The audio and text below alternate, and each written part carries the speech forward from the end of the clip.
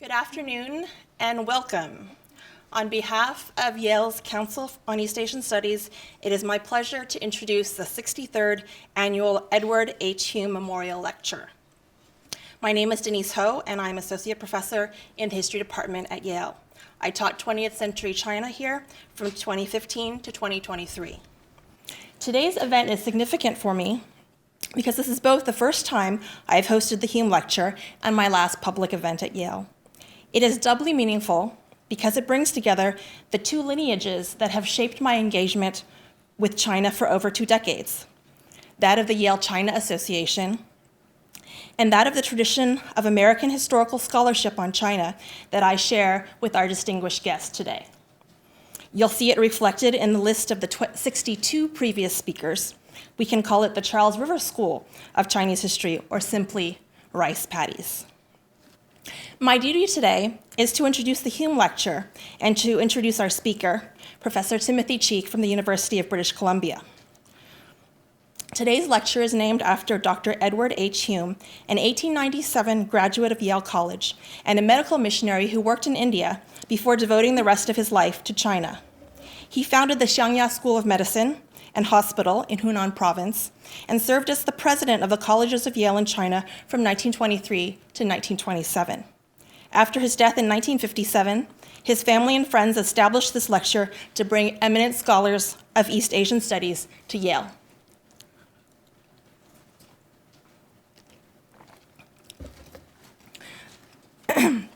I was not content to simply read to you from the pamphlet, and knowing that Hume's papers are in manuscripts and archives at Sterling Library, I took the liberty of going through his papers yesterday afternoon in an attempt to put Hume's life and writings on China in dialogue with what you are about to hear today. So 2 documents to share. The first is his inaugural address as president of Yale in China, October 3rd, 1924, which I note is almost a century ago. And the second are his notes on student strikes that took place only a couple of months later in December of 1924. So 2 things to note about the inaugural address, which I found in the archives. Dr. Hume framed his lecture around a Latin inscription from a pane of stained glass in a Yale chapel, still the motto of the state of Connecticut: Qui transtulit sustenet, he who transplanted sustains. Above all else, Hume was interested in spirituality and religious values, and in his lecture he asked, "What has made the civilization of China endure?" His answer was also a question: what but a spiritual force could have so prolonged its national life? The second theme of Hume's talk was the purpose of education and of institutions. Hume wrote, quote, "Education is no longer thought of as the imparting of a given amount of knowledge to a group of students. It is an endeavor to form in each student a habit of mind that shall go with him through life, whose attributes are freedom, wisdom, and the spirit of outreaching service." So if I were to put Hume in conversation with Professor Cheek, I would suggest that Hume was interested in community-based traditions within in the community-based tradition within transformational teaching, the Jiaohua you'll hear about today, although he would have also understood the idea of state-directed traditions, both because of the combination of state and religion he referred to in the stained glass window at Yale, and because of his references elsewhere to the Confucian tradition. In the second document on the student strikes, Hume explained the phenomenon by writing, quote, "Perhaps the most potent and destructive force at work in Hunan at the moment is a group of agitators who give allegiance to one or another ism."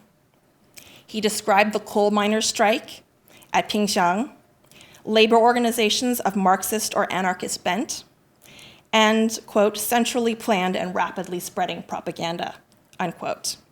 And in his notes, he recorded some of the anti-colonial and anti-Christian slogans that he found. So again, putting Dr. Hume in dialogue with our lecture today, I think it would have been difficult for Hume in 1924 to imagine how successfully those of the communist group that he observed would have adapted the strategies of Chinese statecraft that you are about to hear about next. Without further ado, it is my honor to introduce Timothy Cheek, who is Professor and Louis Cha Chair in Chinese Research at the Institute of Asian Research in the School of Public Policy and Global Affairs, and in the Department of History at the University of British Columbia. His books include Propaganda and Culture in Mao's China, Deng Tuo and the Intelligentsia, Mao Zedong and China's Revolutions, Living with Reform, China since 1989, and most recently, The Intellectual in Modern Chinese History. He is also a prolific translator from Mao's revolutionary writings to recent projects of collaborative research and translation of today's Chinese intellectuals. If you'd like to hear more about one of these projects entitled New Revolutionary History, please join us tomorrow morning at 9 a.m. in room 202 of this same building. Among many honors, Professor Cheek was inducted into the Royal Society of Canada in 2023. In the official citation, the Royal Society stated, quote, "In sum, Cheek has done more than virtually any other scholar worldwide to bring history to bear on contemporary Chinese politics and to interpret current Chinese politics through the lens of history." Please join me in welcoming Professor Timothy Cheek for the 63rd Annual Hume Memorial Lecture.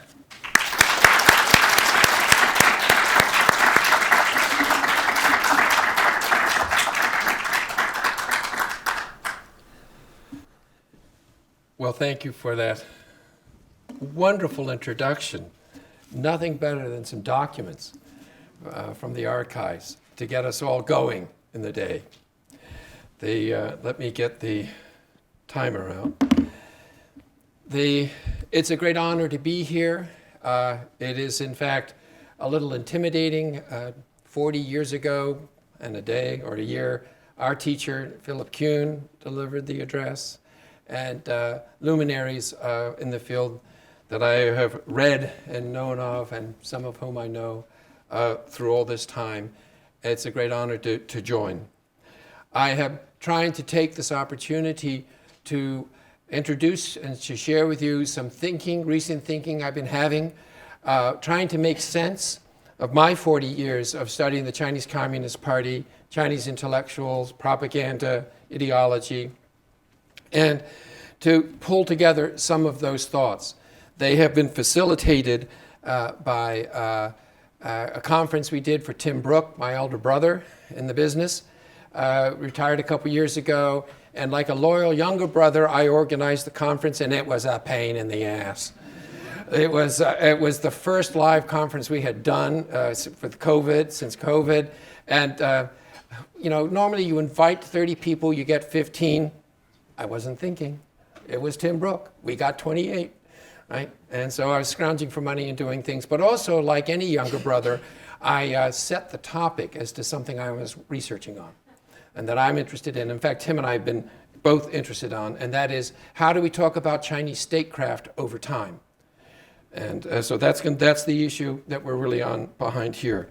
But I want to begin by thanking the sponsors of this talk and the tradition of Hume has been introduced, but also the Yale Council on East Asian Studies, and especially my colleague and Tongxue, Professor Denise Ho. So how is China governed? Let's see if I pushed the correct button. No, I didn't. I'm left-handed. Okay. So our question tonight is at root, how is China governed? It's a question on our minds today as the rule of Xi Jinping in China challenges both our hopes and stokes our fears. Is it communist, capitalist, Confucian, making sense of Chinese statecraft, or of any state in general? How it is governed requires not only political analysis, but also some sense of the context, inherited problems, sense of self, that is, of history. So this is a fundamental historiographical challenge. What can history show us?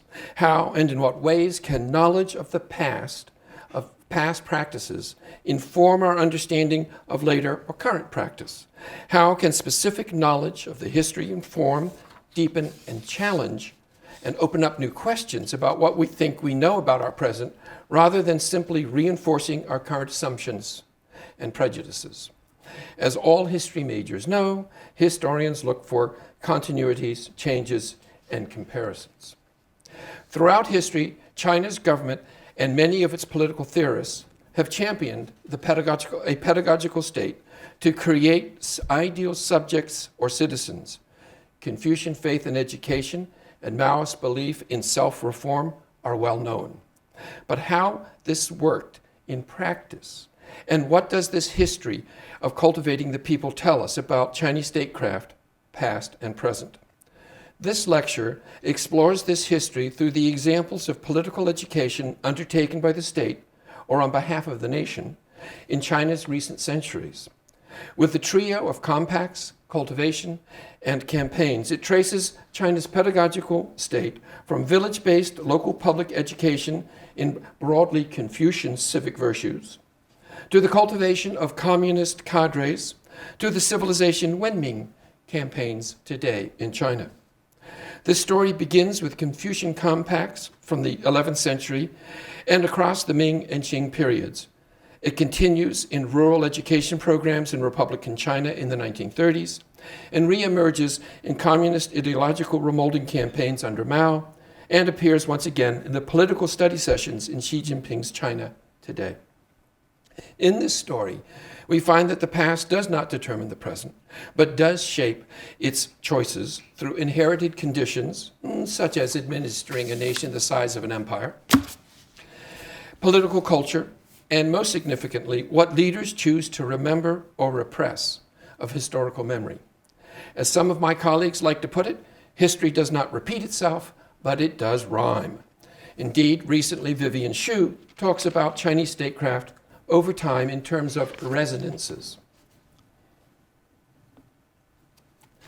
This evening we're going to explore that challenge to the practice of history through the example of one sort of governance, 教化, or transformational teaching, embodied village-based local public education, people got up and did it, in civic virtues, cadre training, and Xi Jinping's version of a new life movement today. I think we should call it a new life movement. Just a thought. My core example is community compacts, or in Chinese, 乡约. This attempt to create ideal subjects in China's villages began with the Confucians of the early 11th century and was tried again and again and again in later dynasties. It continued in rural education programs in Republican China in the 1930s. Something of the spirit of community compacts reemerged in Sun Yat-sen's political tutelage and in communist ideological remoulding campaigns under Mao, and has reappeared once again in Xi Jinping's noted political study campaigns. In this story, we will meet figures from 4 moments in a millennium of Chinese history, from the 12th to the 21st century. The story starts with community compacts, but devolves into sacred edict lectures, only to be revived in the 1930s. But by the mid-20th century, transforms into ideological remoulding and cadre training of the Chinese Communist Party. The link between all 4 moments is 教化, or transformational teaching. Whether community self-help or government-sponsored administration in Confucian or Republican China, or cadre training in Mao's China, or ideological study in Xi Jinping's China, all of our actors this evening embrace the power of moral training to build strong communities and to promote good governance. Just what the content of that morality should be will change. Who gets trained and who directs the training will change. But the aspiration to mold the character and behavior of individuals through transformative teaching, or 教化, carries on from start to finish. It is a foundational building block of Chinese statecraft and governance. We will meet a number of names in this story, but it's not really necessary to remember a list of new names. Rather, we can think in terms of the 4 moments of contexts: dynastic China, Republican China in the 30s, Mao's China at mid-century, and Xi Jinping's China today. So, what were community compacts? Let's start with the original pledge. Mutual encouragement of virtues and meritorious deeds, mutual correction of faults, mutual ceremony and custom in social relations, mutual consideration in misfortune. I'm not familiar with Yale, but I'm sure one of the undergraduate colleges has a similar slogan. This comes from the Lu Community Compacts, from the Lu Dajun, from 1076, but it's the redaction that Zhu Xi made, and that's the one that became famous. In the Song period, the Community Compact was a voluntary village group to promote civic virtues with Confucian characteristics. It was first made famous in China by the great 12th century Confucian scholar Zhu Xi, and we will see that the compacts changed over time and in different conditions, but this simple pledge gives us a picture of what Confucian Jiaohua, transformational teaching, looked like at the start of our story. So, what did these compacts look like? What were they trying to achieve? The context, this is trying to establish some rural control in a weak dynasty, local initiative by Confucians not well employed by the state. We know that the Confucian scholar officials had some serious trouble with their relationship with the Song government. This is one of the examples, and Zhu Xi is not the least of them, of local initiatives to bring Confucian order. This was driven by a new vision, the Neo-Confucian moral revival that some literati thought could revive and improve their communities. So they're very much a product of the Neo-Confucian revival. The Lu Family Community Compact, Zhu Xi gives considerable detail on how these compacts should be set up and operate. Here's how they work. Monthly meetings should be held in a local hall. Images of the sages should be hung on the north wall. Local elders should lead the sessions. Membership was voluntary. Sessions engaged members by praising good deeds, reproving bad deeds, reinforcing community values, sharing a meal, and engaging in improving activities. I must admit that some of them are somewhat aspirational, since they include such things as mathematics and archery. But under no circumstances in a sidebar note from Zhu Xi should they discuss the good deeds and bad deeds recently discussed in the formal session. You're not supposed to gossip. But these all point to active participation by the members. And so, in the end, Zhu Xi's model, as I've been reading the Xiangyue over the centuries, is indeed the model. We'll see with the ones coming up for how to do these community compacts. And the Ming scholars directly quote it. However, there's little record that this reputable system of civic moral cultivation was put into practice at the time.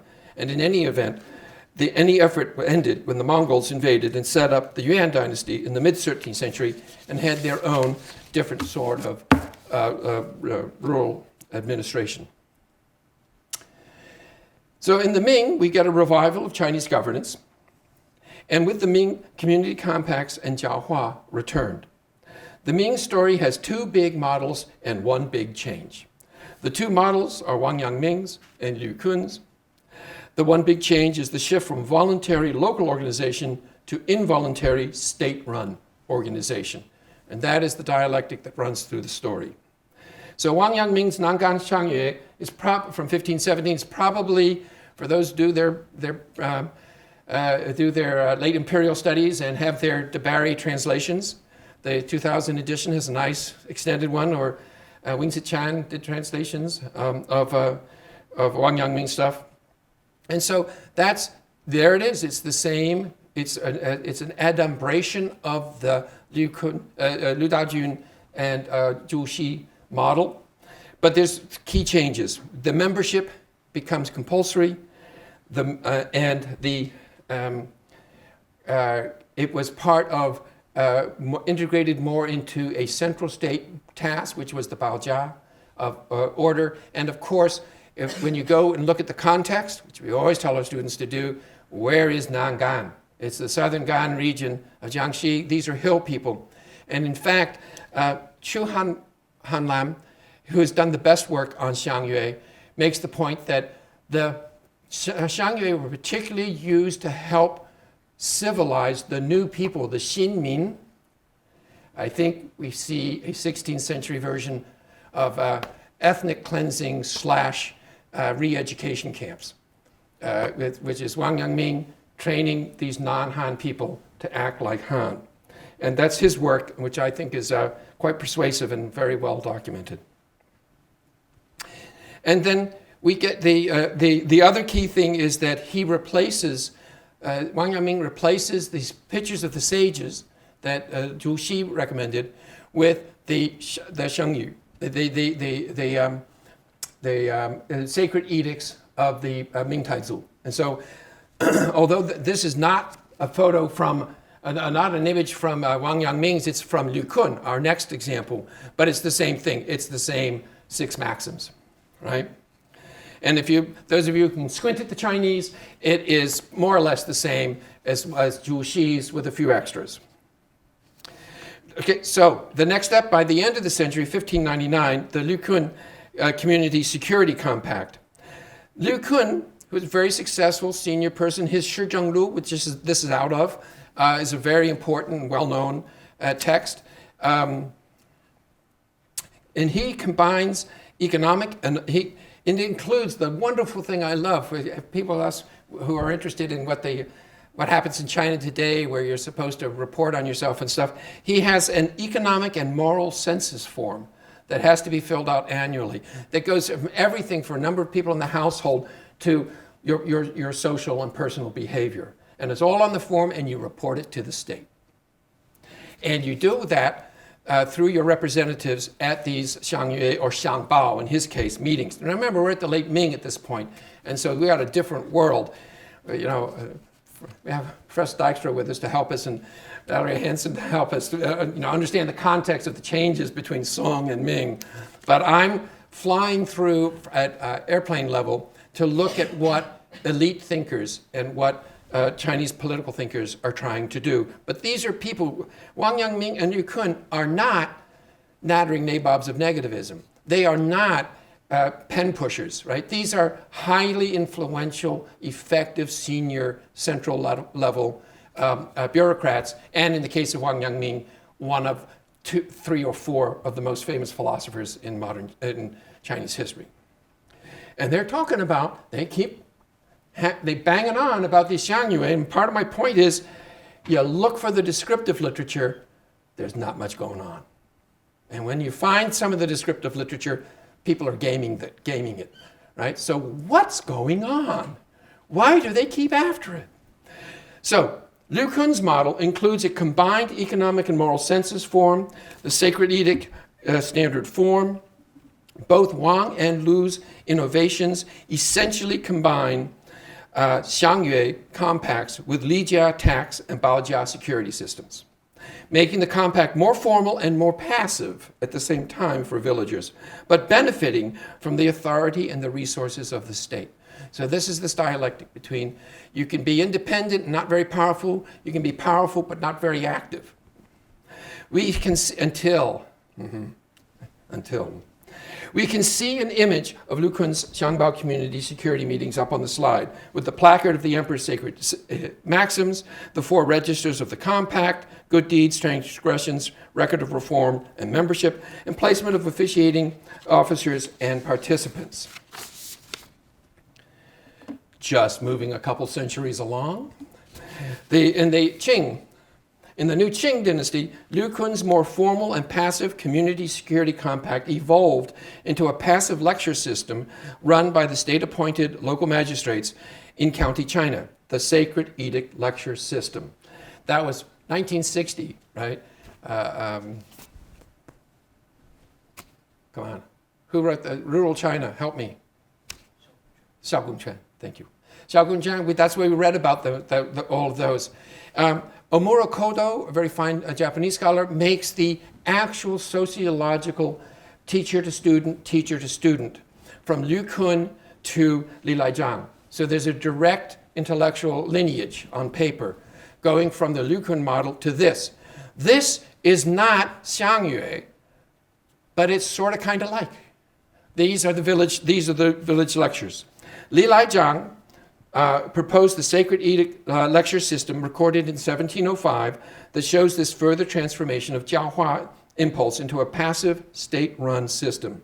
Visually, we see here the familiar setup of community compact sessions from the description by Zhu Xi and the image we just saw from Liu Kun. The placard with the sacred edicts. You will now notice that they have expanded to 16 items under the Kangxi Emperor. Jonathan Spence told us why. He's full of wonderful thoughts, and Kangxi wrote them down. And so you have 16 maxims for the improvement of local people. We have our 4 registers, the officers, and the participants. But this is less a community Bible study than a formal high mass.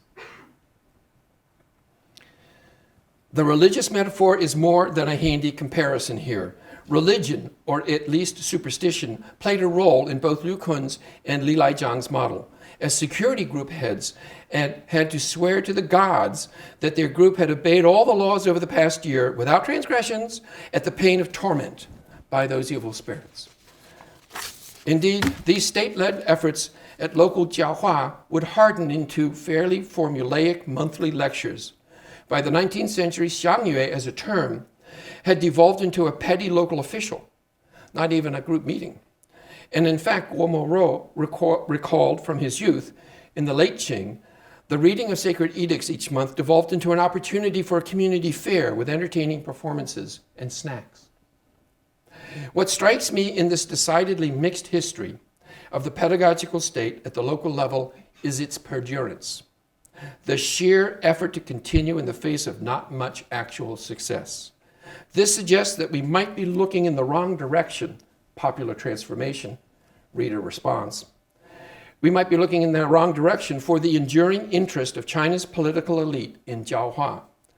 Perhaps it is the ritual enactment of promoting morality that fills a function for the state. Something for further research. As we fly through the centuries, our community compact story becomes 2 stories in the Republic,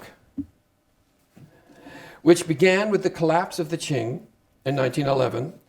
The 2 styles we have seen in the past 900 years now reappear separately under different leadership. One group rediscovered local autonomy for the community moral edification for good governance, while another brought the state back in to guide both officials and the people in their moral transformation. We begin with the rediscovery of the autonomous community self-organization that was in the original inspiration of the Liu family compact way back in the Song. We know that this hopeful model gave way to a more strict state-directed version in the Ming, first by Wang Yangming, and then in Liu Kun's community compact. Oh, I should have mentioned with Liu Kun, he gave up on the dinners altogether. Forget the commensal meal, just do what you're told. In fact, the local autonomy model of community self-improvement had not been forgotten in the Ming. In the later part of the dynasty, yet another lesser-known Confucian scholar, Lu Shiyi, revived Zhu Xi's model in a plan called the 3 Compacts for Governing the Community, and that's the Zhixiang Sanyue, in 1640. The great difference between Lu Shiyi's and Liu Kun's model is that for Lu Shiyi, the rights of the community compact are the abstract principles of morality, which will naturally infuse organization of this village government model, and which will preclude the necessity for annual official ratings or religious mumbo-jumbo. Rather, Lu's community compact appears to be a confederation of communities with monthly village meetings of the whole village and triennial meetings of the 4 leaders from each compact village in the larger area. We see here on the left the organizational chart of Lu Shiyi's model. Lu drew inspiration from the Fengjian system of distributed local governance idealized in China's ancient pre-Qin empires, in contrast, as our good students all know, with the commandery system, the Junxianzhi, that set centrally appointed officials to the locality. Lu Shiyi's system takes its name from the 3 functions under the central compact, and those are the 3 you've got the compact chief, and then you've got education, relief, and defense, and then on down. And I couldn't help it, there was such a great quote from his writings. Lu Fuding is his other name, and but just saying how much that the xiangyue is the gang, and everything else, the shicang, the baojia, the shexue, they're all the mu, the gang and the mu. It's a very picture of an ordered society. Missing from it is the heavy religious symbolism and official sanction of the model. I have seen no record of its implementation. This was precisely the model that turned out to inspire rural reconstruction reformers in the 1930s. So we go to the middle picture, and in the darkest days of the Republic, Liang Shuming sponsored community compacts, xiangyue, as the best, and he meant them in the Juxi sense, as the best model to rejuvenate rural China and ultimately China's whole civilization. This latter-day literati's plan in the late 1920s was to reconstitute the moral character of village life through xiangyue, which his biographer, Gaiolito, translates as village covenants. Although these groups would handle local granaries, schools, and defense, their core purpose was to scrutinize and perfect each member's moral character. To this traditional system of moral uplift, Liang added the goals of modernization: mass mobilization, political participation, economic development, medicine, science. This system seems most like Lu Shiyi's of the late Ming, in which the community compact organizationally as well as morally oversaw the social, economic, and defense needs of the village. It was, in fact, one of Liang's fellow rural reformers, Yang Kai-dao, who wrote in English. He didn't write much in English. He did a PhD at Michigan State called as Cato Young. He made the connection, Yang Kai-dao makes a connection with Lu Shiyi's model explicit in a 1931 article on xiangyue, published in China. Yang Kai-dao was worried about the moral life of village China, and well, he might be, as a member of the sociology department of Yenjing University in Beiping with an American PhD. By 1931, when he quoted the Lu family community compacts from the Sung, Yang was working in the rural reconstruction movement led by Liang Shuming. Rural China in the early decades of the 20th century was a mass of maladministration, poverty, and periodic famine. The rural reconstruction movement encompassed a number of efforts by Chinese intellectuals to do something to improve the life of rural China. James Yan, Yen Yangchu, led a popular literacy movement underscored by Protestant Christian faith, while Liang Shuming set up a model county, Dingxian, in Shandong province, from a more traditional Chinese ethical resources that he used in combination with modern science. Yang Kai-dao supported Liang's neo-traditional movement with a careful study of one traditional solution to rural education, xiangyue. And here you see the 2015 reprint of his 1937 book. But he also wrote a very long article in 1931 in the Yenjing University's Sociological World, 社会学节, and in which he makes a case for this venerable tradition of village community moral self-improvement as the solution for rural China's problems in his own day. He followed this up with this book-length version in 1937. In conclusion to his study of community compacts, Yang Kai-dao gives concrete suggestions on how to write a community compact for your own village now.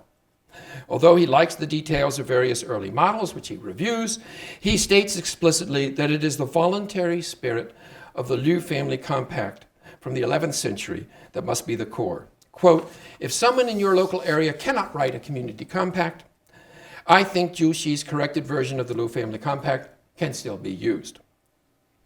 The Jiaohua spirit in Yang's reading is the heart of the matter.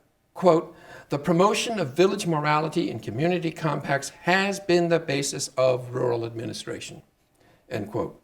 The core purpose of this form of governing the people Yang traces to the three rights, and especially the rights of Zhou, which he sees reflected in the Liu family community compact. Quote, both used the rights to transform the people, yi li jiao min, to mold their spirits by example, gan hua, rather than using the sanctions of law. Yang makes a modern interpretation of these ancient prescriptions, describing them as, you gotta love this as a May 4th neologism, 狡猾主义. There you go, using the political suffix 主义. used for other political terms such as democracy, feudalism, Marxism. So now we've got 狡猾主义.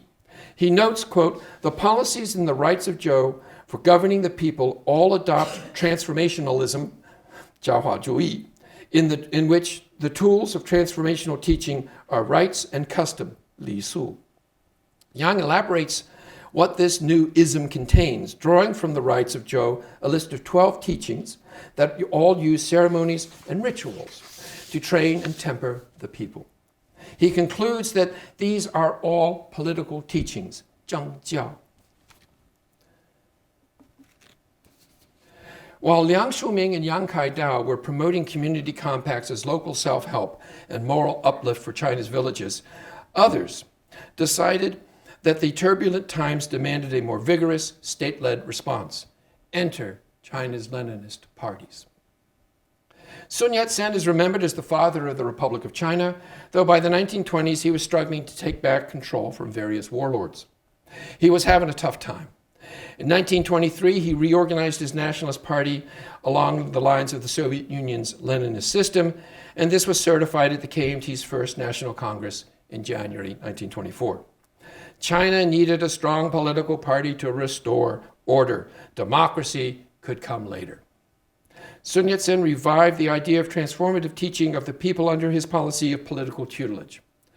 Political tutelage, 训政, was Sun Yat-sen's explanation for putting off democracy for another day, and the primary expression of the pedagogical state under the Nationalist Party.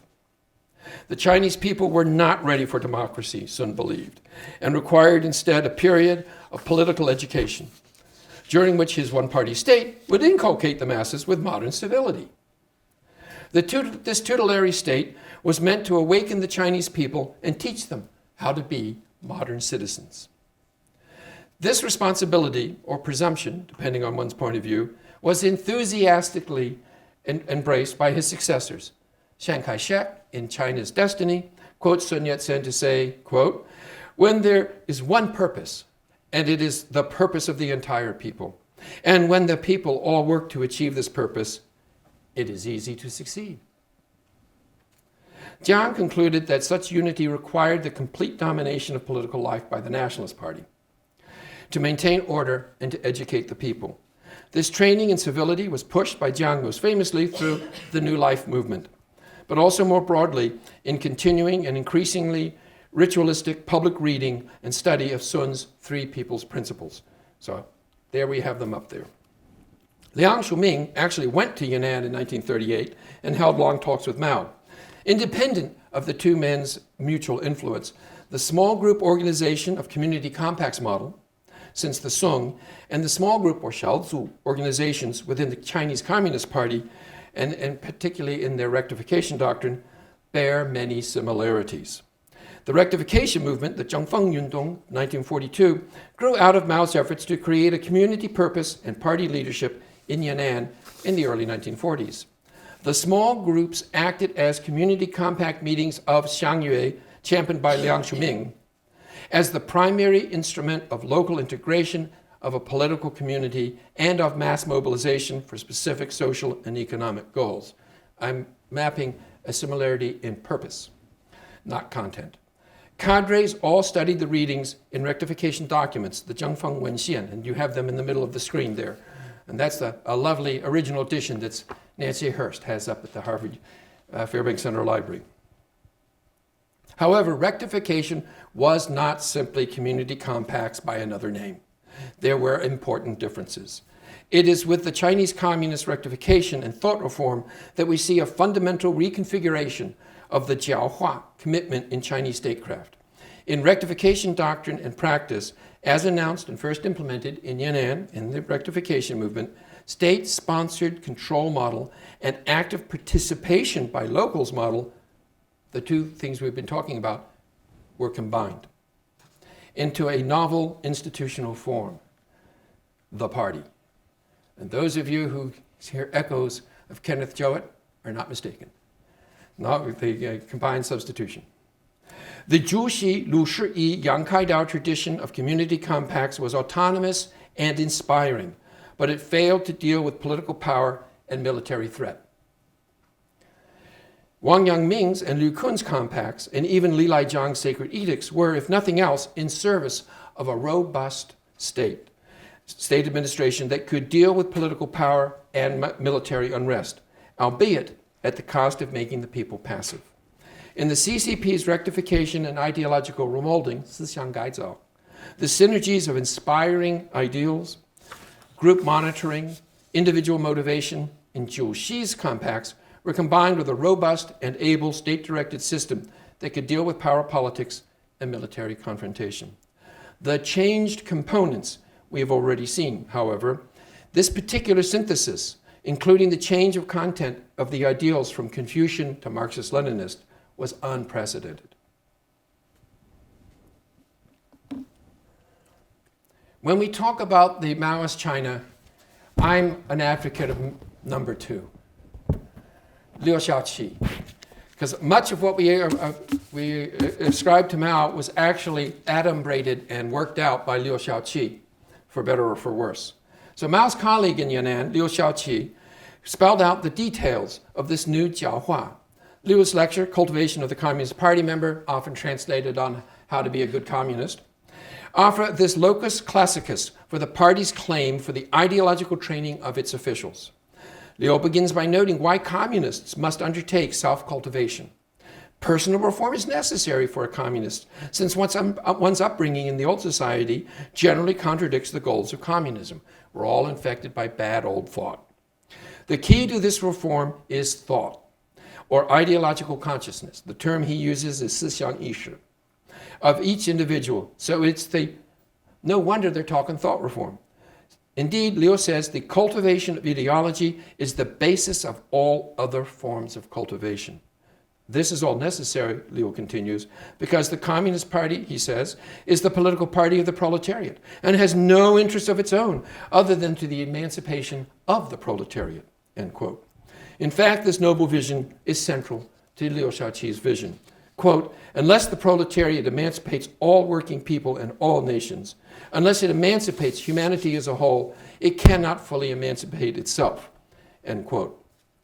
This is the clarion call to transformational bureaucrats who will implement the party's ideological governance in the decades to follow the 1940s.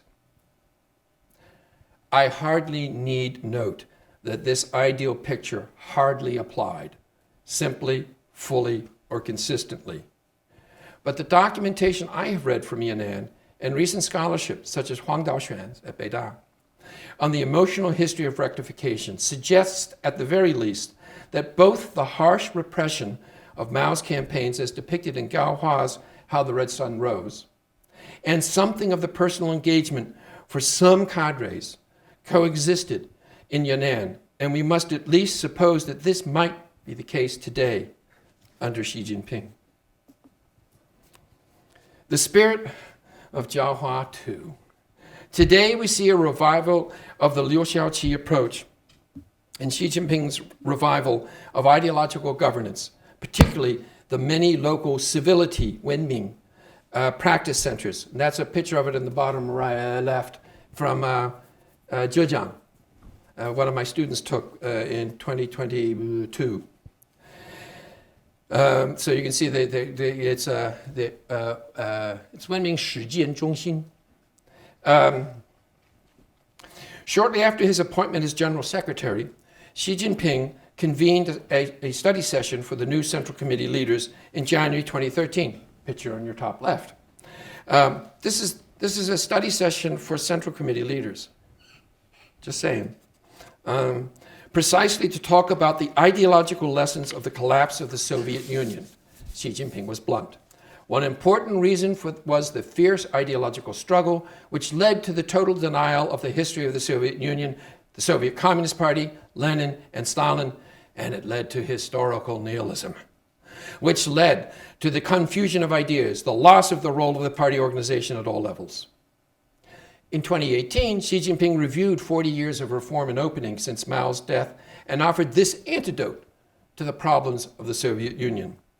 Quote, to uphold the party's leadership, which is a major principle that determines the future and destiny of the party and the country, the entire party, and the whole country must, without any wavering, maintain a high degree of ideological consciousness, political consciousness, and consciousness of action.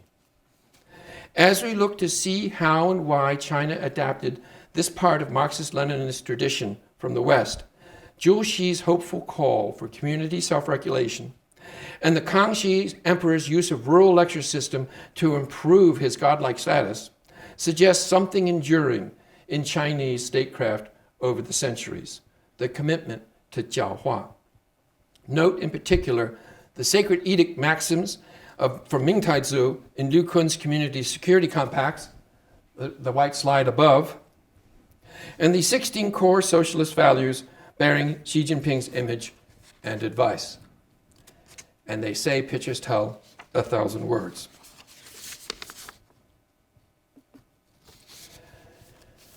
This parallel between sacred edicts and core socialist values, both being promoted for public civic education, and stand for me as an example of something deeper and enduring in Chinese statecraft, ideological governance. I offer this definition as a hypothesis, one that the story I have told tonight, I hope, at least suggests is worth further testing. So it's up there for testing. Ideological governance asserts a role for the government as a pedagogical state that has the responsibility to provide order and prosperity through civilizing its citizens according to the superior insights of certified transformational bureaucrats, learned in a body of thought that when applied properly will bring great harmony to all under its sway, and which therefore requires and deserves freedom from competition from alternative and presumably lesser forms of political activity. This is, in short, what strikes me as particularly distinctive about Chinese statecraft. Without appreciating the power of Jiaohua and the siren calls of the pedagogical state, we are hard-pressed to make sense of Xi's China.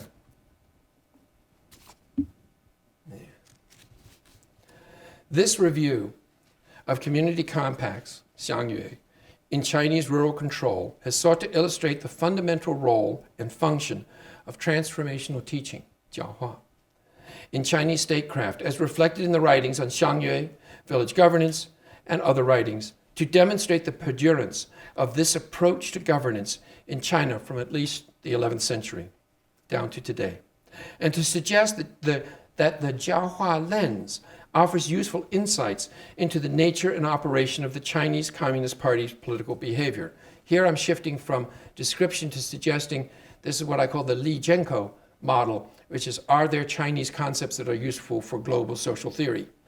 I'm putting up Jiaohua as a possible. The Jiaohua lens highlights a number of useful insights about Chinese statecraft. First, the ever-refreshed confidence of the metropolitan elite, both Confucian and many communists, in the efficacy of transforming the common people through moral example and ceremony, in face-to-face interaction, and in the face of mixed results at best in practice. Second, the dual traditions within Jiaohua governance, community-based versus state-directed. This is a distinct axis of organization that bridges monarchy, republic, and state socialism. So there's a continuity across some pretty big divides in our periodization. Third, the Jiaohua lens suggests an alternate chronology in China's political history, which indeed shows a fundamental continuity in some aspects of statecraft in the state-centered Jiaohua aspirations, stretching from Liu Kun's community security pacts to Li Laijiang's sacred edict lectures to Sun Yat-sen's political tutelage and ritual study of his Three People's Principles in the Republic to communist rectification and Xi Jinping's study sessions and wenming zhongxin today. Finally, this lens suggests that ideological aspirations and state-centered approach to elite and public moral cultivation are not simply communist, nor are they purely the product of a tragic and violent 20th century. They can only be fully understood with the addition, not the substitution, but the addition of China's enduring traditions of statecraft. So I'm arguing for an addition, not a replacement. It is communist. The current stuff is communist. And it is a product of the violent 20th century, but not only. So what can history show us? The power of the past that we see in the story of community compacts and the Chinese elite commitment to Jiaohua is real but not simple. By looking at the continuities and changes and holding up different examples for comparison, we can see that something of what China's leaders share with Confucian scholar officials, or what Chinese communism shares with Confucianism. What they share is less a matter of content. After all, we have revolution versus harmony, or status quo. Now, with Xi Jinping, maybe they're closing that circle. We can discuss. And it's more a matter of form, the political style and practices of Jiaohua, transforming the people through moral teaching. And this Jiaohua tradition has two important characteristics: a faith in the moral cultivation of both elite and commoner, a faith that this moral cultivation will produce good governance. And second, an enduring tension between the voluntary and state-directed versions of Jiaohua. So the next time you read some news about China's government today, try taking a look through the Jiaohua lens. Thank you.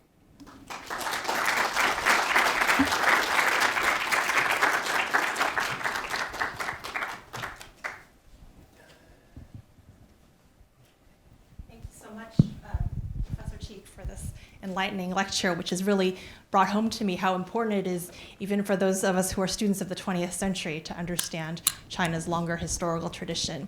Maybe I'll start by asking a first question, and then we'll throw it open to the audience. I wanted to ask a two-part question.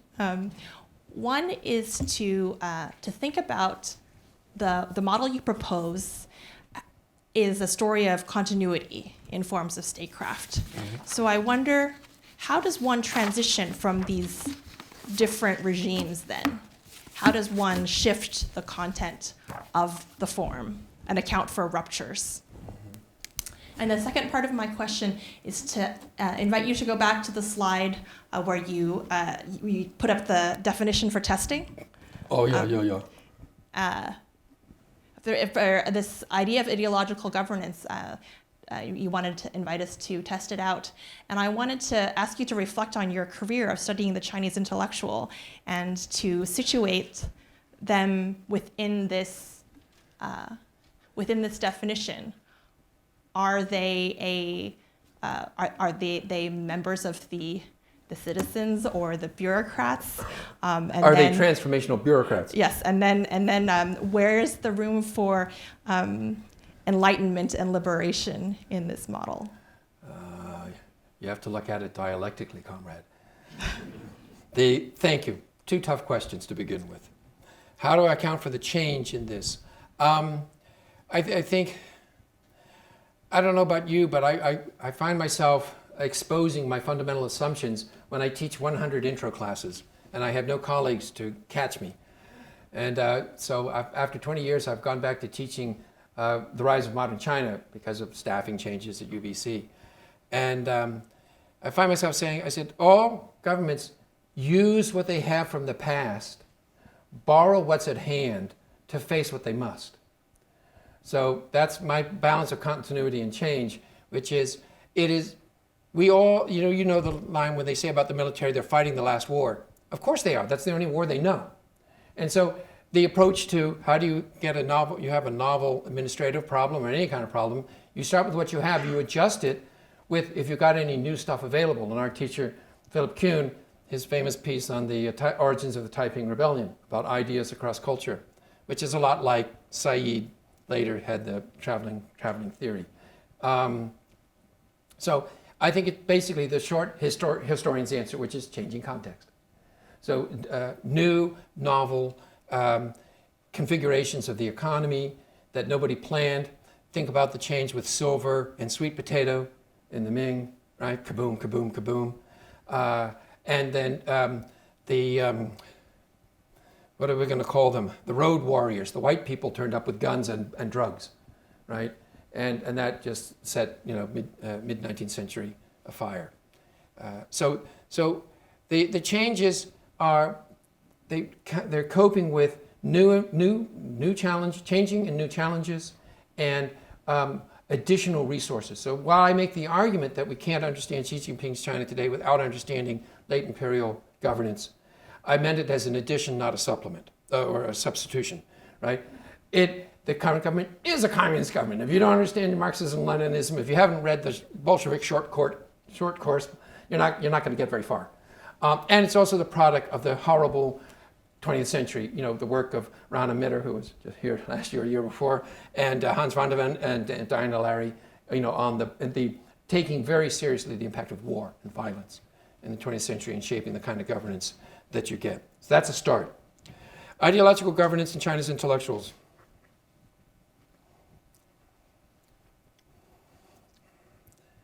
At some point, one of my colleagues, admittedly probably in vino veritas, said, scholars are a lot like pet owners. You end up looking like your dog. And I've been studying Chinese establishment intellectuals for 40 years, and so I'm an establishment intellectual. And and I do. I provide advice to the Canadian government when they don't find it too unsatisfactory, which from time to time they do. So the relationship between this ideological governance and the intellectuals is you can't do a communist party without intellectuals. The great secret, open secret of communist parties it's a proletarian party made up of bourgeois intellectuals, right? I mean, even the Soviets, the Russians had trouble getting, a respectable number of actual workers, right? So Hong Yong-ip has a wonderful book on revolutionary intellectuals in the Minguo period, in the Republican period. And so being revolutionary is a way to overcome your class background. So what's the difference between a revolutionary intellectual and a petty bourgeois intellectual? It's your thought. So for Chinese communism, what Liu Shaoqi, where I come back to Liu Shaoqi is, that is the technology for making revolution. This is how you produce the transformational bureaucrats. So the intellectuals I started by studying party intellectuals in the Mao. I started with Wang Shiwei, ended up with Deng Tuo, and I went on to Xu Jilin. And they're all establishment intellectuals in quite different situations. And they are not everybody. So students say, oh, okay, establishment intellectuals, I got it, that's what they are. They're not independent, but they're not stupid. They have to work within a system, et cetera, et cetera. And I said, yeah, but you also have to read Sebastian Wegg's book on Minjian. There have always been ones on the outside. But one of my teachers was Merle Goldman, and like a good North American student, I tried to kill my teacher. And I just thought she had like the black hat, white hat. So I call it the Goldman School of Russian refuseniks with Chinese characteristics. But in the Cold War, it made a lot of sense. And the 2015 book I did on intellectuals, I thought, I'm going to do Merle Goldman right. And it nearly killed me. It took me 5 years, and I have so much more respect for her work. The ability to communicate across. So the intellectuals I've been studying are these people. They're the ones who aspire to, wish to do, and do serve. And because they feel that that's their job. Because governance is about morality. The fundamental modern Western view, if I understand my Montesquieu, etc., is about interests and the legitimate and reasonable balancing of conflicting interests. So this is, I'm old. This is Windows and Apple, right? There's two different iOS, two different OS models. So there's a start. So it's attractive to many intellectuals, but not all. There's wonderful stuff, the ones you've studied, the particularly post-cultural revolution. There's a strong independent view. And all of these people, all except the most craven, were very self-respecting. They were advising government. That didn't mean they were toadies, right? Mao was always sick of these, right? Who got the dunce caps in the Cultural Revolution, right? Right? Academic authorities. Right? He's sick of it. Deng Tuo, the guy I studied, right? He committed suicide because he was not having this shit, right? He had enough self-respect that when he'd run campaigns, and when the campaign came to peg him, he knew what was coming and he checked out. Go ahead. You had a question. If you could Please introduce yourself before your question. Thank you, Professor Cheek. Always a pleasure. My name is Mara Dykstra. I am currently the Qing historian here at Yale. And I want to play with this definition a little bit, Yep. not because I find fault with it, but because I think we can probably get a little bit more out of it.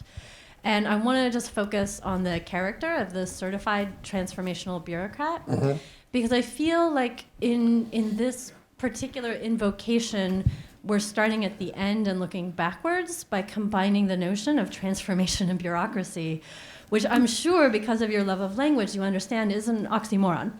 The job of a bureaucrat. Well, Canada, this is true. Yeah, we'll put an asterisk next to that, and we can debate whether or not bureaucrats transform, because of course this sounds like lovely dinner conversation. But I want to ask specifically about these characters, because this definition would exclude the model that you begin with, right? The model you begin with does not have bureaucrats at the center of it.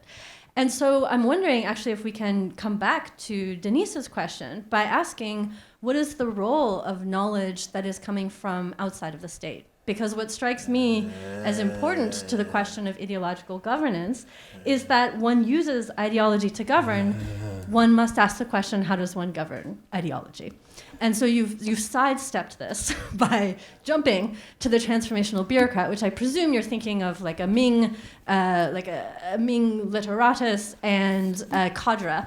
But let's think about the others as well. Like the song ones, right? Who are yeah, out. yeah. And so how would we wacko get around academies the in the problem of the countryside. transformational bureaucrat? Yeah, no, that's a lovely question, a tough one, and it impels me to a self-criticism that I have been too influenced by the state-centeredness, which I would used to attribute to Chairman Mao, but actually it comes from Sun Yat-sen. The John Fitzgerald's wonderful book, Awakening China, you should all read. It'll change your worldview of everything that I thought was the fault of Mao actually comes from Sun Yat-sen. Who knew? One party, one leader, one ideology. That's an excellent question, and you are right. If I was gonna, I was gonna be. Don't worry, I'm not gonna just give in. I say, Zhu Xi was not a bureaucrat, but he wanted to be one. And he wrote for others. But in fact, de facto, much of the time, if you think of Gu Yanwu, Huang Zongxi, these are people who are, Wei Yuan was like a Muyo, right? Right? The people who are like Liu Kun or Wang Yangming are not very many, because there just weren't very many slots, right? So you're right. I think we can open it up a bit. It's transformation bureaucrats. Maybe, it's transformational literati, right? So those who are I think under the Qing, it's those who have Xue Wen, and then for Sun Yat-sen's they have to be Qifa, they have to be Huang Xing, awakened. So that's a start. I know you want to go carry on. Well, no, but I think this is what we need if we want to get to the question of statecraft, right? Because it's about the marriage between the processual and administrative and the ideological and the transformational. And so I think we have to actually return to the question of statecraft as the intersection of this. But yes. No, that's good. That's a good, thank you. That's the kind of thing I'm hoping for. Thank you so much. Because I want questions that I can't answer right away, that I'm going to go home and go,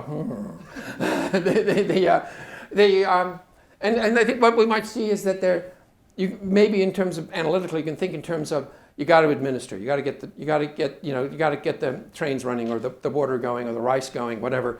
But there's also this commitment, which I do put to the Neo-Confucian revival, that you need to have this because the thing about rule, Renjie, not Fazhi, right? Rule by people, not by administrative laws. But the reality is you have both, and so you might find statecraft is the meeting point of straight up legalist. These are the rules. Cut your hands off if you right, and and it gets back to Mencius, right? The Carl Rogers of Confucianism, right? Who's gonna nobody knows they're old. Thank you. Only people who look like me are going, oh yeah, I remember encounter groups. The humanistic philosophies stuff. Thank you for that. Thank you so much. I'm Yang Chen. I guess I'm the particle physicist who works at the law school. But thank you so much for the fascinating lecture. It makes no sense to anybody. But since you link the contemporary governance to a long imperial history of China, I was curious whether your thesis focuses on the so-called China proper.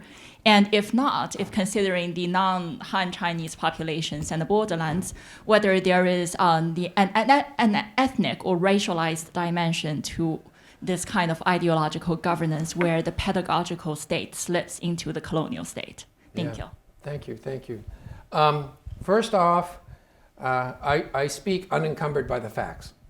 I'm not a research scholar of what we would call the border areas. Of course, they don't think they're the border areas, it's their home. But I have been working on Xinjiang a bit with some colleagues in the Xinjiang Documentation Project. And I'm not a specialist in Central Asian stuff and I think, but I am a specialist in the Communist Party and they seem to be relevant. And lo and behold, the 在教育中心, the re-education centers that they started in 2017 and stuff seem to me to be an industrial Stalinist, mega version of what Wang Yangming was doing.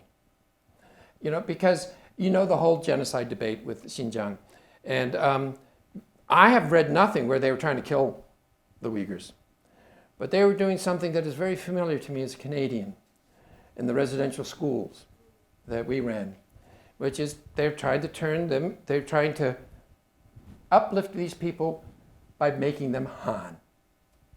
中华民族. And I don't know about you, but if someone tried to make me into another ethnicity, I might resist, right? And the language of the party documents when they talk to themselves in Xinjiang, and this is the Fang Hui Ju, the family visiting handbooks. So these are party documents I'm reading, not Human Rights Watch or Uyghur International. I always, the most telling documents are their own documents. And sounds a lot like the pedagogical state. Saying we're trying to improve people, and it's a mix of stuff you're going like, but that makes sense. It's science and women's rights and, you don't have a bunch of like medieval theologians telling you what to do. What's so bad about that? Well, but you're supposed to smoke cigarettes and eat pork and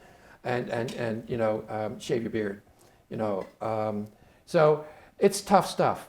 And I think that all along, I would imagine if I could have my lifetime could be 3 times as long and I could read all these documents through the centuries, I'm imagining that there are central culture versus local culture rather than Han versus non-Han. So there's a rich diversity, right? Even within what we call Han, right? And the center comes in and wants a uniform because uniform is good. And the locals want local because local is what we do.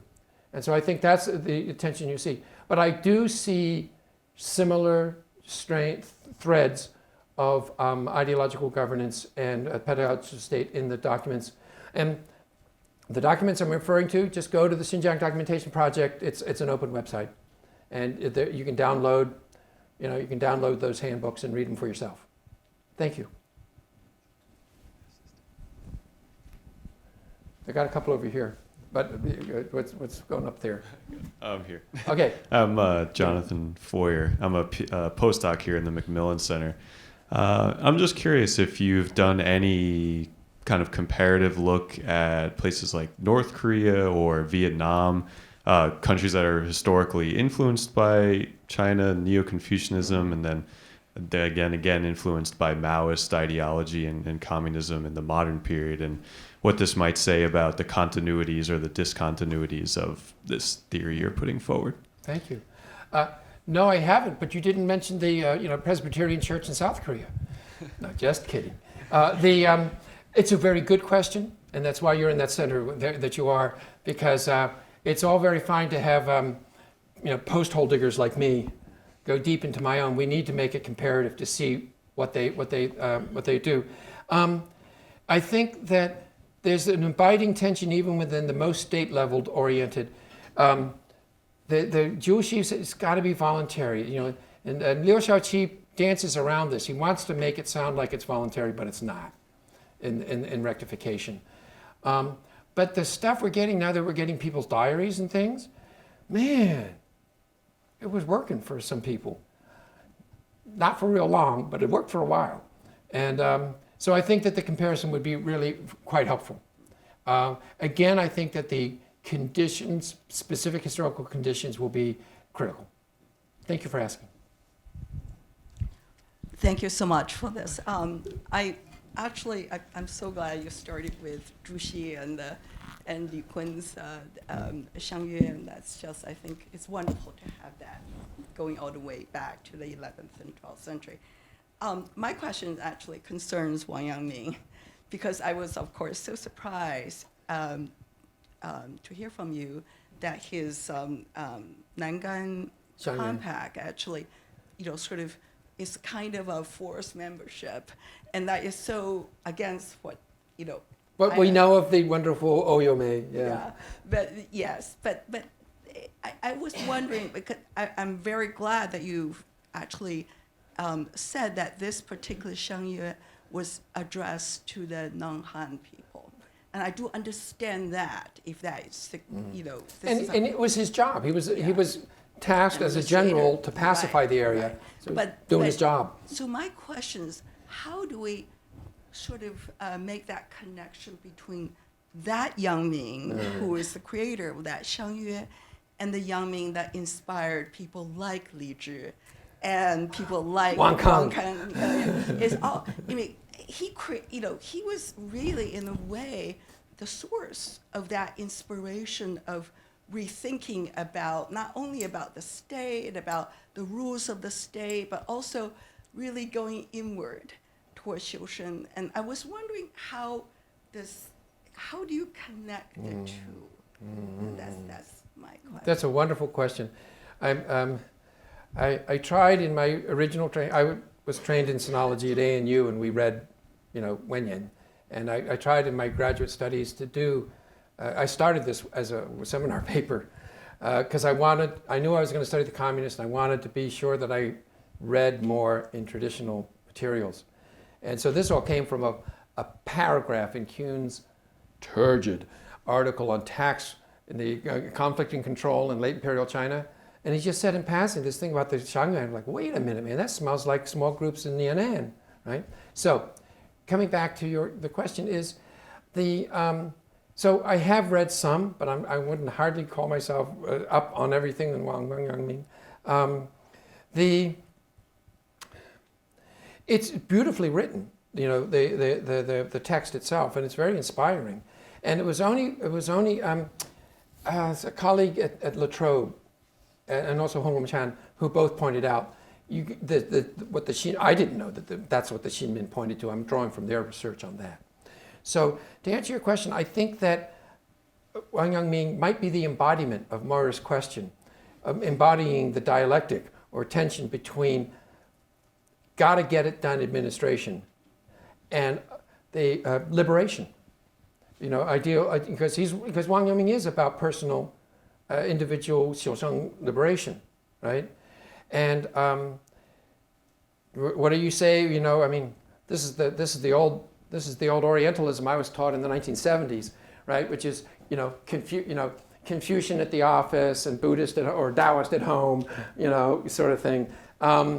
But maybe in other words, he was a complicated person, had various duties, and so that's the best I can do with it, is just to point out that both. I do not think they contradict or negate each other, because you're absolutely right. His inspiration is phenomenal for the Taizhou school and for the stuff that really irritated all those Qing Confucians.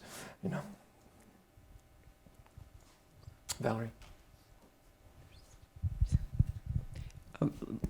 Thank you very much. I too, like Anping, was very happy that you started in the Sung. It's good to have our livings legitimated.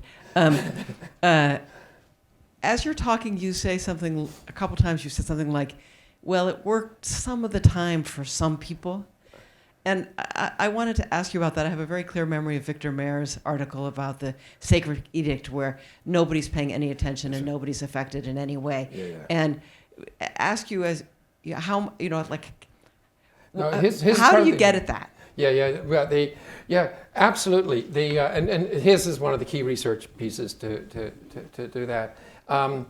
It certainly was not anything to those people, right? So I think calling it a fantasy is a bit harsh. I think it's an idealization amongst the metropolitan elite. I think it's mostly happening up there, and it's not happening in society very much at all. Some of the early documentation I was able to see is from Watts, district magistrate in late imperial China, an older study, but a great study, right? And there's a half a dozen references to Xiangyue, where the county magistrate, the Jixian, is writing, saying, please don't make me do these, because the Hatfields and the McCoys are attacking each other in them. You know, the two clans. You know, he says, it's the Xiedo. These Fujian people are nuts, right? They're just fighting all the time, and they're using Xiangyue to fight. So not only is it either not transformative, it's getting used for other purposes. So, and yet, is Liang Shuming, not very bright? Is Yang Kaidao not well researched? So I do feel a certain tension between, I wouldn't call it state and society, but certainly between the metropolitan elite and local society, where the metropolitan elite have an idea of how things ought to go, and local society have a distinctly other. So it's not a full answer, but the continuity I'm looking at is amongst the writers, not the readers. Hi, my name is Sishan. I'm second year PhD in political science here. So I have a question in terms of this definition when it comes to the end of ideological governance is in terms of order and prosperity. So as I understood, the Xiangyue is some kind of political ideological instrument at the state society level, right, as this interface. And it has been locally organized too. Yes. And then the rectification in terms of CCP are like, I think the object of this rectification are elites or to be elites. So I think the transformational bureaucrats or let's say enforcers here actually have two different kinds of goals in these two different kinds of models, right? In terms of the level of subjects, but also they have different kinds of degree of freedom depending on the centralization. So what do you make out of let's say the continuity here and change in terms of the outcome of this ideological governance in terms of order and prosperity? What do two different levels, right, or two different kinds of ways let's say how or what kind in terms of what kind of subjects are going to be the goal of this ideological governance, and also their degree of freedom actually influence the outcome of the order and prosperity mentioned over here? Well, this is another good question, because you'll get me fumbling in a very productive way, because you've identified the distinction between Jiahua transforming villagers and transforming the bureaucrats, the cadres, the ganbu, right? So Jiu Shi's village covenants is not about transforming the literati, right? They're already transformed through their studies. As far as Jiu Shi is concerned, if you've studied the rights of Zhou and you've gone through the exams, whether you get appointed to or not, if you're educated Confucian literati, you're done. But not so for Liu Xiaoqi. So that's a key difference that you're reminding us of, that the application of this transformational learning, in fact, Liu Xiaoqi's one is actually a handbook for training bureaucrats, ganbu, right? It's not for the public. It gets extended to the public in various ways.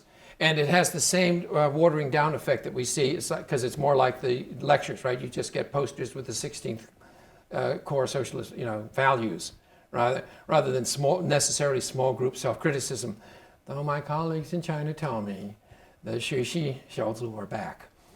They, when they were dying in the 80s, people were doing their knitting and writing letters home during Xuexi Xiaozu. I mean, it was just reminded me of chapel when I was in high school.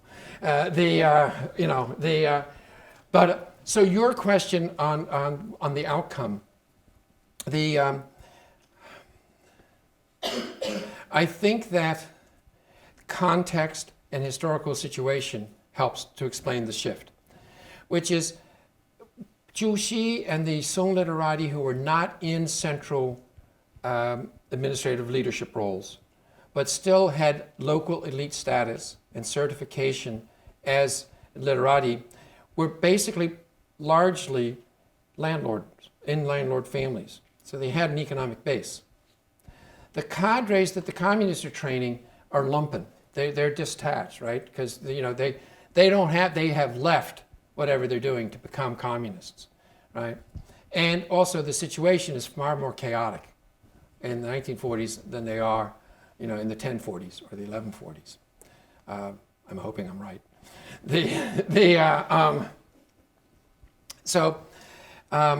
In terms of the outcome, I don't think I lent on the inspirational, nice stuff in the language of Liu Shaoqi because we always gloss over it, right? And you can see that I'm mostly interested in my establishment intellectuals, my elites. I'm going like, why do you still believe this stuff, right? And we know from the Yan'an rectification that it was a rough and tough business, right? And so the moral transformation, but it was aiming at transforming your soul, right? It's a Lingwen matter, right? So you draw attention to we're going to have to talk about administration versus idealism. We're going to have to keep in touch for the different contexts, and you have helped us to get more clear that is the transformational education, regardless of the content, does it apply to the teachers or only the students, right? And as I said, in Juxi, they're not being transformed. They're supposed to already be transformed, right? And in the early Ming, there was just any village elder would do, because they would have a certain amount of, wenhua ziban, right? It's cultural capital, if you want to call it. More in the sense, not in the Bourdieu sense, but more in the sense of some literacy and the feeling that if you can know a certain amount of Confucian texts, that means you're moral, right? But for the communists, it's not the same. It really is. It's a cauldron or a crucible for them, and I would put that down to the catastrophic context of war. David. Yeah. So David Lusink. I teach at Sacred Heart University, and I'm a research associate here. And Dr. Cheek is one of my former teachers. But yeah, I wanted to sort of follow up on one of the threads that's been going right since the original question, just about change versus continuity in this. And I'm wondering if is this a change because we're kind of coming to this point of Yan'an rectification, and obviously something very intense is happening there that, by your own sort of description, is not happening in many of the other circumstances that you're discussing. Mm-hmm. And so I wonder if there's like a difference in, is it a difference in degree or a difference in kind between these things? Gotcha. And then sort of along with that, is it not that, like these things go through waves, right? Like Christian conversion, there's like this first wave where people are very intense, and then, the children and so on, it becomes less intense. Yeah, it's more like what you do, right? Right. Yeah, that's, so we call that, I think Western theorists call that ritualization or normalization of the thing. And so Martin King White had a wonderful first book on the communist small groups, and he said political ritual. And for him, it meant that thing, if you just go through the motions. I'm picking up what I consider to be Qing influence of some of the studies that talk about the efficacy of ritual. That ritual actually has some real power to shape what people do. I don't know. We can talk about that more. So difference in degree or difference in kind. I think you're absolutely right. Again, these are great questions. I'm really grateful, because what it makes me think is the communists show, what can I say? Maybe Chinese should be happy that nobody paid attention to all that jiaohua, because when you actually do it right, you get Yan'an rectification. You know, that you can't morally transform everybody in a nice way. In other words, the application of force itself, ruins it. That's my kind of thought, David, from what you were saying. And again, I'm trying to trace over time. I'm trying to trace stuff that I can measure, which is, do they claim certain things? Do they organize certain things? Do they meet? Do they do a small group? And But mindful of the changes of content. But also, as the earlier question is, it really matters. Are you force feeding the teachers, or just the villagers or the community, right? And is it force feeding, or is it an opportunity to join in if you want? But yeah, I mean, if you take it to its logical extreme, it really does get ugly, at least in my view. Thank you. I'll have time for one more question if there's someone who hasn't asked yet. Professor Sue, please. Dinner time. Helen Sue, I teach anthropology here. Talking about statecraft, as an anthropologist looking basically from the bottom up, we are always very concerned about how state was and is being defined by local society, right? So in your model, and the speech, sort of based on a rather formal definition of the state. And of course, in the 20th century, the state became more and more from a cultural idea to a very organized machinery. Yeah. So, I mean, over time, the nature of the state definitely changed.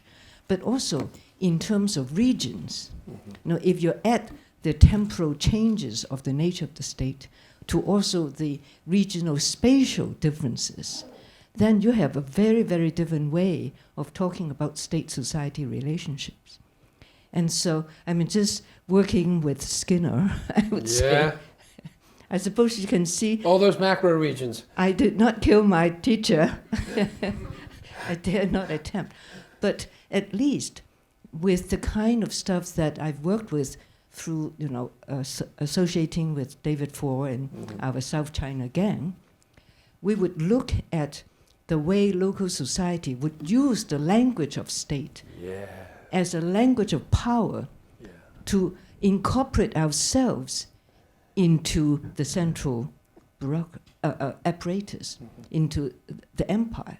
So in a sense, what you're really talking about is the ability of a very weak state, totally maneuverable, so that local society in different regions at different times can actually use the language of the state to become part of the Chinese empire, to be, legitimately, quote-unquote, Chinese in a modern sense.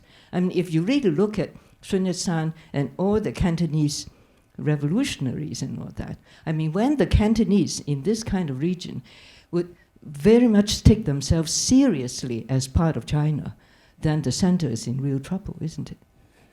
Right? So in a sense, when you talk about statecraft and all that, we really, I imagine, we have to rethink the whole language of state that we're using to build our model, isn't it? Thank you very much. Because that's probably the best description of Xi Jinping's ideological governance I've heard. Because everyone takes it at the local level and says, how can I run with this?